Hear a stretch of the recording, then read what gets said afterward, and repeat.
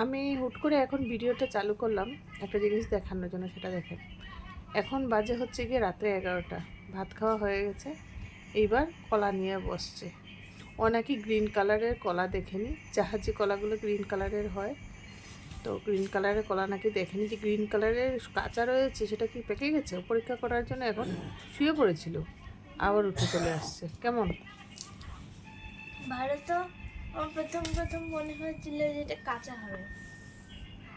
এবার বিশেষ হলো, সমস্তটা কমপ্লিট করতে হবে, সম্পূর্ণটা কমপ্লিট না করলে দেখিস আমি খাবো না এখন। তো রাত্রে 11টার সময় শোয়ার থেকে উঠেও কেউ কলা খায়? আমার মেয়েকে দেখেন, ও খাচ্ছে, ভালো লাগছে। তাড়াতাড়ি উঠতে হবে সকাল সকাল।